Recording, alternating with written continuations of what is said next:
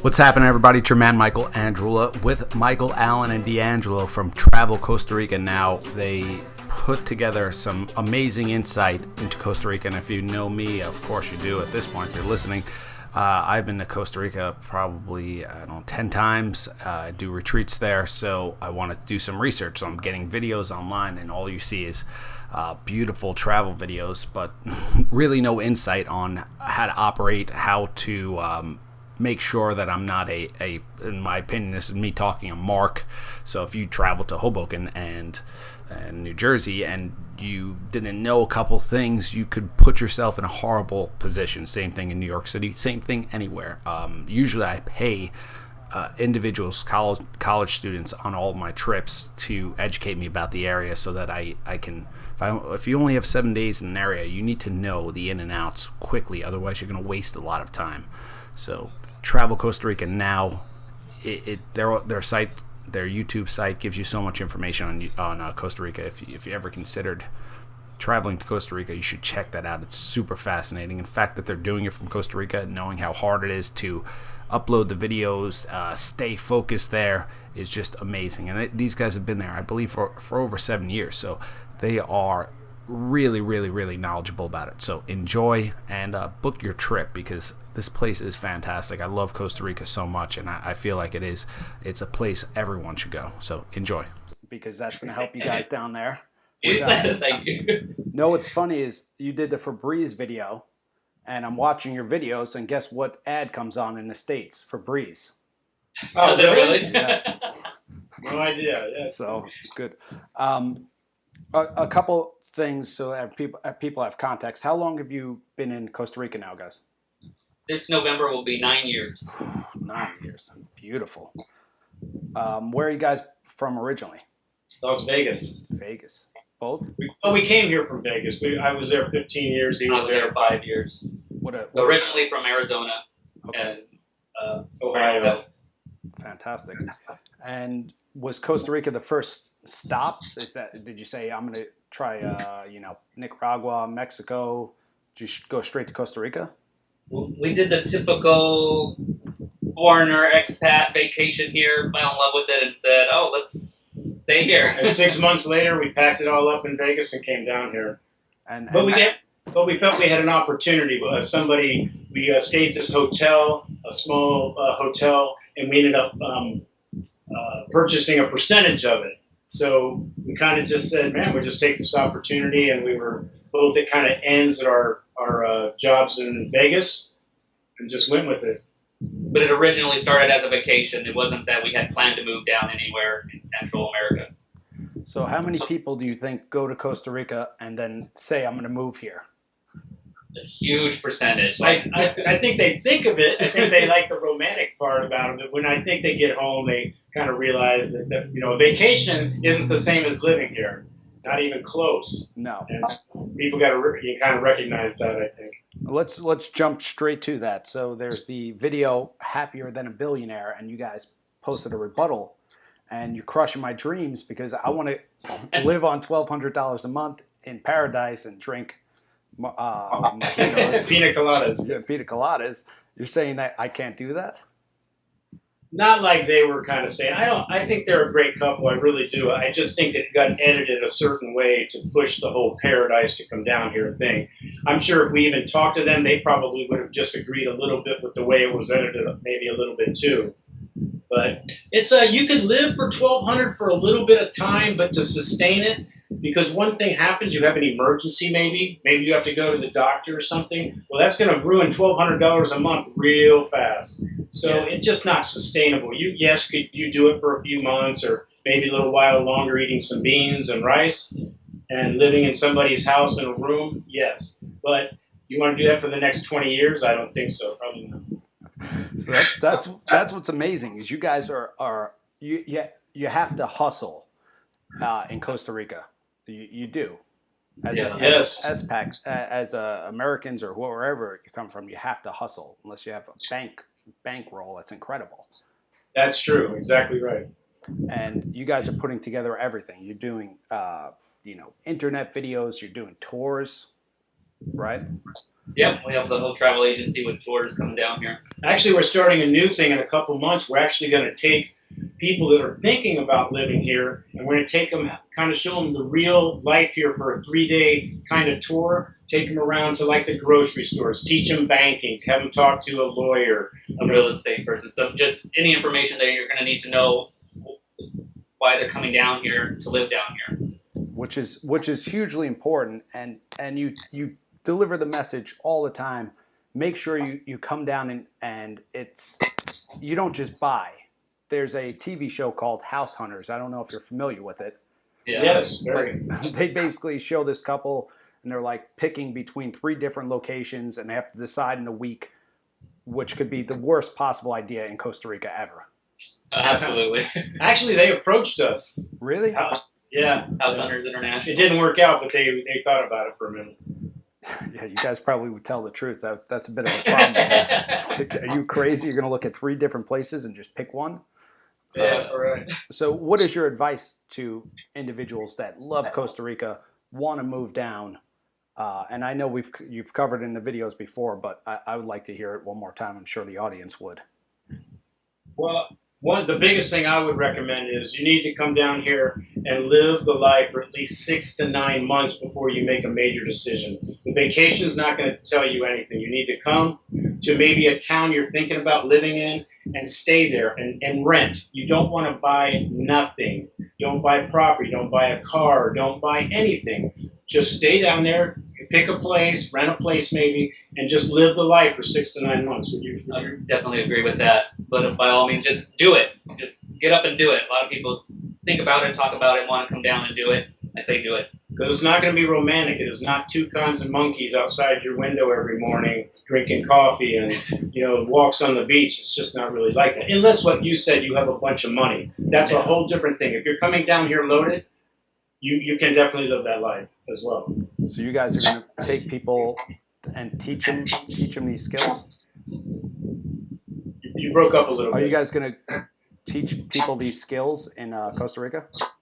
Yes. Okay. Yeah. Well, they're gonna come down on that tour. Yes, we're gonna show them the real life here, and the real things. How expensive food can be, or maybe a washing machine that you would go, wow, I could get that in the States for $400, and it's $900 here.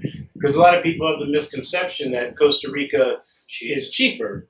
It's not cheap. It's not, and every time I go down, it seems to be getting more expensive.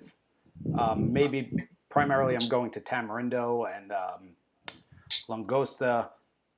The cab rides are more expensive. The food seems to be more expensive, and this is mainly because Americans and Canadians and Europeans and South Americans own the businesses. Well, and actually, we have the same problem Tamarindo does, because we're in La Fortuna, which is another tourist town, which tax even more money onto things. So if we lived in a little Tico town 40 miles away, it would be cheaper. But, we're in a tourist town where it's gringo priced and tourist prices.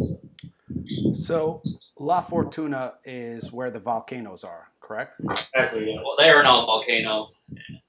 And There's about 9 volcanoes here, but that was the active one here. Okay. Until about 3 years ago.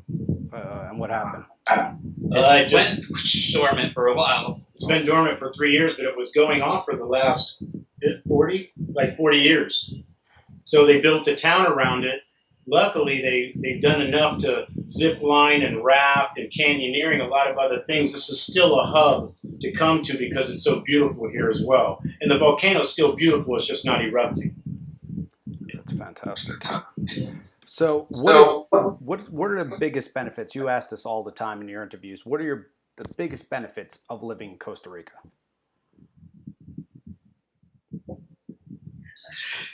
I can go. Oh, go ahead. It really is kind of that simple life. It is laid back. The people really are nice, but it's this. Not everybody's on a schedule. If they say 9, they'll probably show up at 11:30. It's just kind of cool like that a little bit. Not having to deal with the hustle bustle of big cities. Schedules be there. Always hurry up and wait. Hurry up and wait. This is a very laid back. We lose track of days and months and we have to think about, oh my God, we are in August, or is this Saturday, or oh my God, it's Christmas. We don't even know. I concur with that, because here I'm in New York. It feels like I couldn't imagine spending a week there, and when you get there, you could lose 10 years just walking around. It's a fantastic feeling. What is the major disadvantages of living in Costa Rica? The same. The advantages are if you're trying to start a business, or you're and money is a thing. Like we've had a lot of friends. Like, let's say they want to open a bed and breakfast or build it, so they get Tico Time, which means they said it would be done in 6 months. It's done in a year and a half. Said it was 300,000. It cost 600,000. So that time lapse thing, that whole Tico Time we call it, can really mess up a budget when you planned on. Maybe they're going to drop off the lumber at 9 o'clock, and you have workers there you got to pay, and they don't show up. So there's that kind of thing. If you're trying to do business down here, it gets a little irritating if you're on a kind of a semi-schedule. Is there any way to hack Tico Time or hack Gringo prices that you've discovered? Is there a way around these topics? Well, what we recommend is get a local friend, somebody that speaks excellent Spanish, somebody that is Tico, somebody that can just go and ask the price questions for you on how much is the rent for that apartment. You're going to have a Tico call, because if they hear you talking, they know you're a Gringo, and they're going to add 50%. And then the other question is, you never, never, never ask a yes and no question, because they will always tell you yes. It doesn't matter what you ask them. Hey, I want to have a water park that caters to donkeys and elephants. And they'll say, wow, yeah, that's a great idea. So you got to ask them questions like, what's a better day for you, Thursday or Friday? You ask yes. If you say, can you be here on Friday? Yes. They're going to a wedding on Friday. They're just say yes because they don't want to displease you. So they're going to say yes to everything and deal with it later. So you got to ask them, like, what's better for you, Thursday, Friday? What's better for you, 10 o'clock in the morning or 4 o'clock in the afternoon? And then you can try to pinpoint them, but that's not guaranteed either, but it's a little closer. That is, that video in particular is so damn true.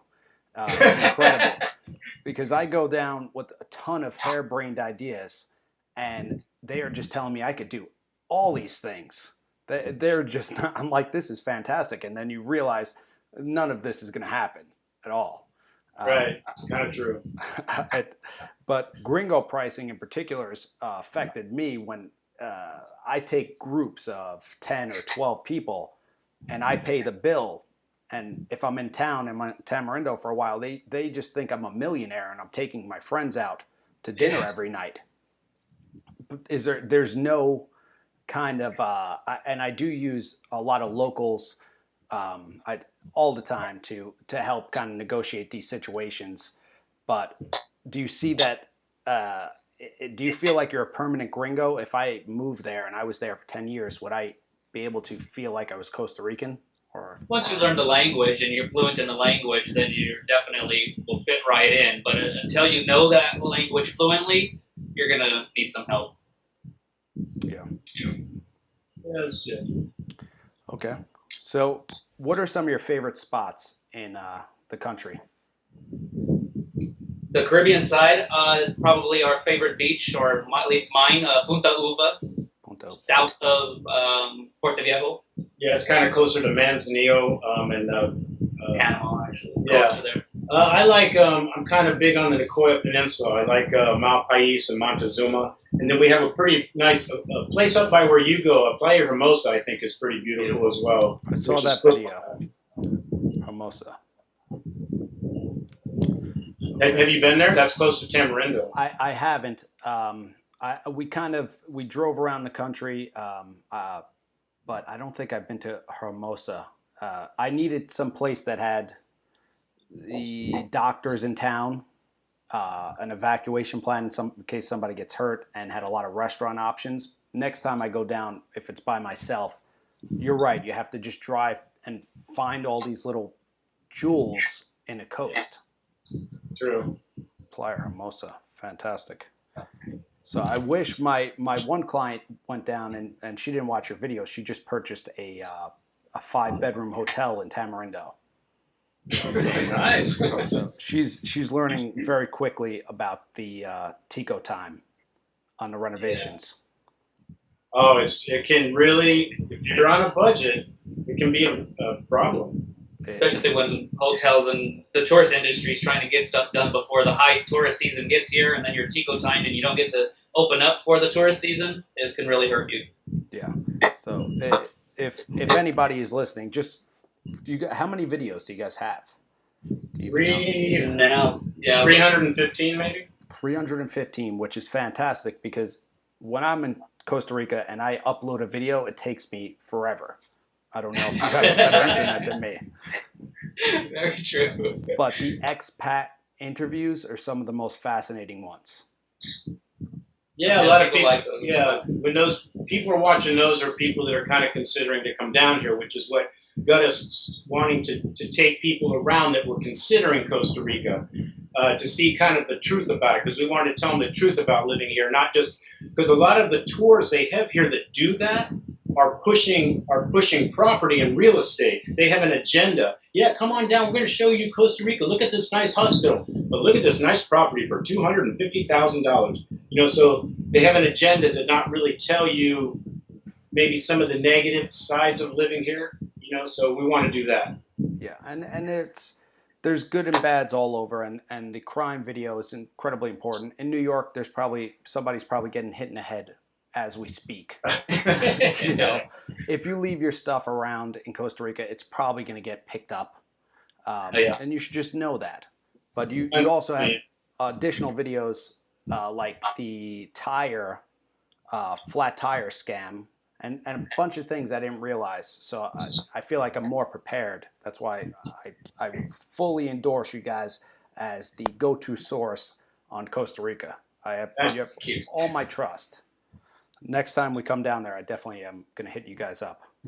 Cool. And the great thing about just knowing some of those things is common sense goes a really long way, because most of the things that happen to tourists here don't have to happen. I don't want to say it's their fault, but you know, you probably shouldn't have left your laptop in your rental car. You know, there's just a few things you can do that you're going to have a great time down here, and you're not going to be ripped off, and you're not going to have a problem. So just a little bit of common sense goes really long.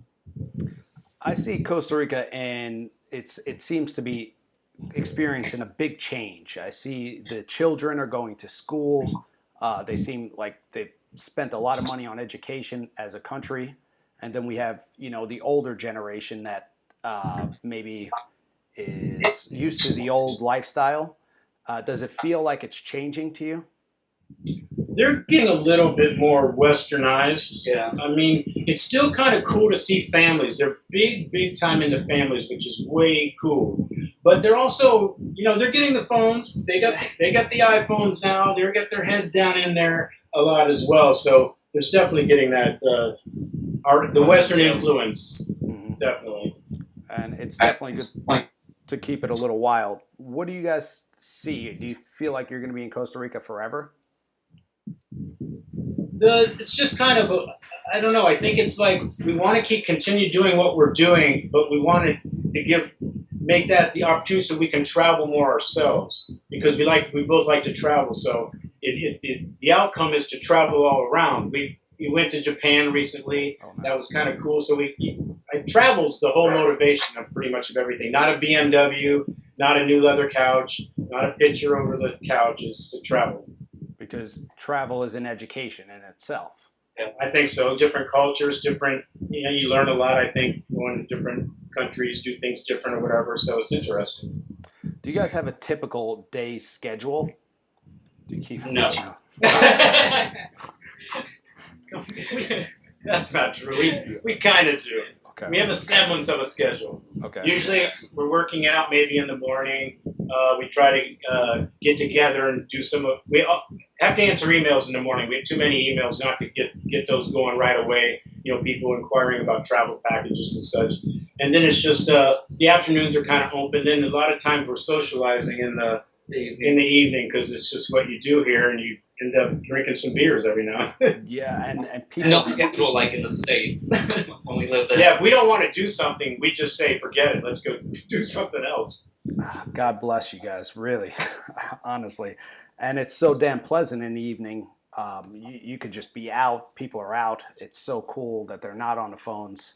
Um, do you go to gyms out there, or you guys basically use outside? He uses outside. And he goes to the gym. Okay. They got pretty good, decent gyms around here. Yeah, my Costa Rican friends are always saying, open a gym, and I look at it, I'm like, why would you go to a gym when you basically have a giant playground called Yeah. Costa Rica? There's a couple people that I think attempted to do what you just said, like kind of have you say you do kickboxing. Well, some people are trying to do that whole incorporate the outdoors, Mhm. like he does, chin-ups on the tree limbs and, the beaches and, that kind of thing. So, Yeah, Thailand, I mean, they have a huge tourist pull from kickboxing training, and Costa Rica's same climate, same atmosphere. You could really, but it doesn't seem to be catching on with the locals. that's true. Yeah. They don't seem to want to do that. Plus, you can charge them. You can't really charge. The problem is really the money thing. So a gringo will pay, whatever to take your class, but Tico couldn't Tico afford it. couldn't afford even half that. So if the class isn't like for $1, they're not going to do it. No, and I always think about the business end and realize I wouldn't if I did a business there, it would be bringing people in from the States, and because people are going to pay a larger amount of money for vacation than probably they would for the rest of the year, and if you're a local there, even if you're an expat, you're probably not going to spend that much money. It's just impossible. Sure. Yeah, you're right. So before I let you guys go, is there just give us a pitch on this 3-day seminar, which sounds fascinating to me. You're going to take us through groceries, language, and do's and don'ts. Do's and don'ts, where you'll do more, like you said, that everybody likes expat interviews, so you'll be talking to a couple of expats throughout the day, just their experience down here. Visiting their home. We will have a real estate agent, not to sell real estate, but To answer your to questions. answer your questions about, okay, what's the difference between a property over there and over here, and how, what's some of the building do's and don'ts that may not apply in the United States. So we'll have some experts in a couple of the fields, and we're going to answer the real questions. There's no agenda to sell anything. It's kind of tell them, if you're really thinking about living here, you need to consider these things. But again, and then showing them some of the price comparisons, pharmacy. A lot of people are interested in the healthcare and how that works, and how does banking work? How do you get your driver's license? How do you get your residency? So it's that kind of thing. Which is incredibly helpful, because these questions there's a couple sites, but not really are answering, can I open a bank account? I thought I couldn't. Not too many. Right? How do you get your residency? What is going to cost if you go to that grocery store and you want to get you use maple syrup, or you want to get peanut butter? You're going to break the bank in Costa Rica. Yeah. Peanut butter is expensive down It's here. ridiculous. It's almost you start laughing. Little jar of peanut butter, $8, or it's $9. It's stupid. And that, I kind of like it, because I feel like you could be healthier, because it's financially.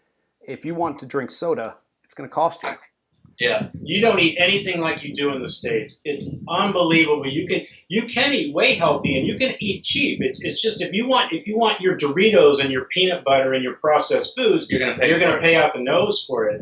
But if you like the fruits and the vegetables, go to the farmers market. Street corners. Every street corner has somebody selling whatever fruits in season really cheap. Yeah, so you can do it. You don't have to. It doesn't have to be that expensive. It's just people a lot of times want what they want, and they'll go, wow, that maple syrup. Like for instance, that's expensive down here because it's hard to find pure maple syrup. But you don't have to. You can do, and you don't eat as much for some reason. I don't know if it's the climate or what it is, but sometimes we'll forget to eat. We'll go, oh my God, we didn't have lunch. Yeah, I when I bring people down, they're in the sun. They just eat. We're eating normal, the way Ticos were eating casadas, for some rice and beans, typically not that low carb, but they seem to be getting leaner. They look better. they become more playful. I feel like Costa Rica allows you to be playful, and it feels like the Garden of Eden to me.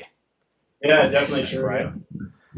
And I don't want to take too much of your time, guys, but is there anything else you wanted to leave the people with? Because I'm going to be pushing and making sure they watch all these interviews because they're going to love them. We would say if you're thinking about living here, do your homework and do your research. We didn't do that. We learned everything the hard way. Lots of hard trial and error. Yeah, you definitely want to do research and take everybody's what they say kind of with a grain of salt, because you never know if people have an agenda for what they're saying on their websites or whatever they're telling you. So just keep an open mind. It's a beautiful country, but it definitely has its disadvantages. I would agree. And I just want to double down on that point because you might think that there's gringo pricing and there's Tico Time and that the locals are the one that are going to try to maybe take advantage of the situation, but a lot of expats there. A lot of expats will take advantage of other expats down here, and a lot of expats down here end up going into the field of real estate down here because you don't need to have a realtor's license. If I just want to be a realtor tomorrow, I just go put my little sign up saying I'm a realtor, and so all the gringos try to open that and get other gringos. And the problem with that is we tend to, since he's a gringo, see, now we're the same. We're gringos, so he would never rip me off. And the guy trying to sell knows that you trust him because he's a gringo. And it's actually probably the opposite. You got to be kind of leery of the gringos actually down here. Yeah. That's the next video. It's true. That's the next video, guys, because I don't think anybody's touched on that. But it's more true, I think, than a lot of the locals take care of me, maybe more than some of the expats. It's true. All right, guys, this has been fascinating. I want to come back, maybe contact you guys in a month or two, if that's okay.